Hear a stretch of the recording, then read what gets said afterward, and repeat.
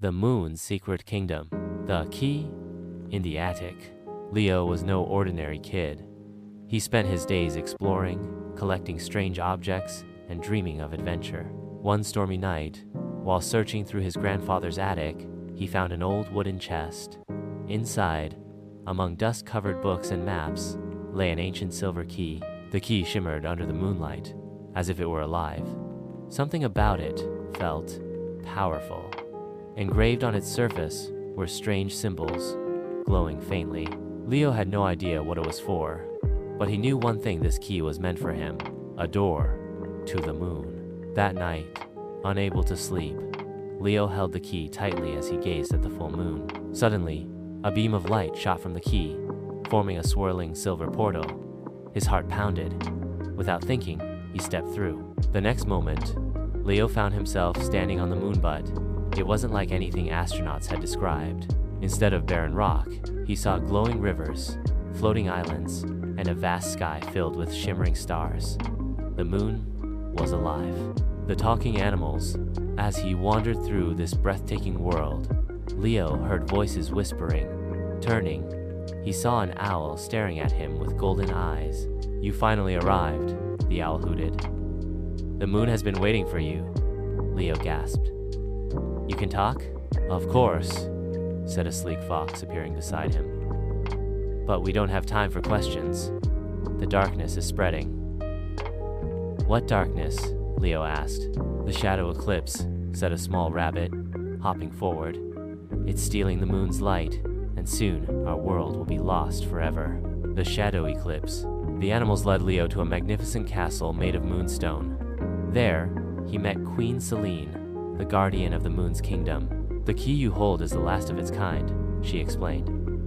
"It was crafted by the first moonkeepers to protect our world, but an ancient force in evil, known as the Eclipse King returned.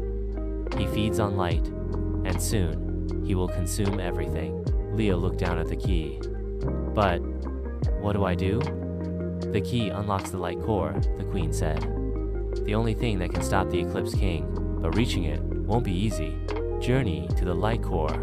Determined, Leo set out with his new companions, the owl, the fox, and the rabbit. They traveled through glowing forests, across floating bridges, and through shimmering caves filled with crystal waterfalls. But darkness was following them.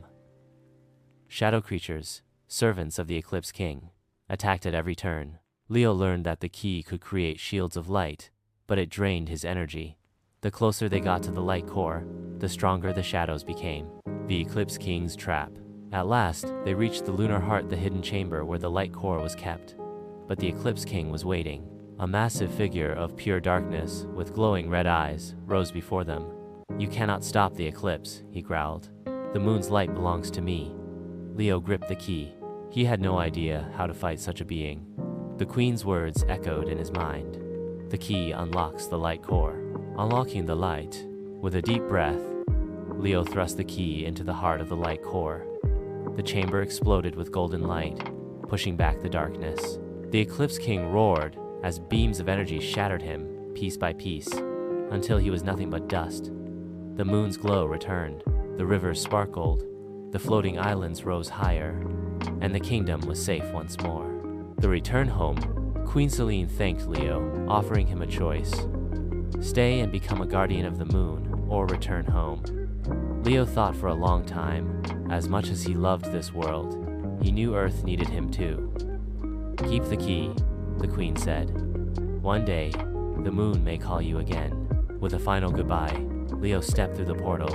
Back in his room, Leo stared at the key in his hand. It no longer glowed, but he knew the magic was still there.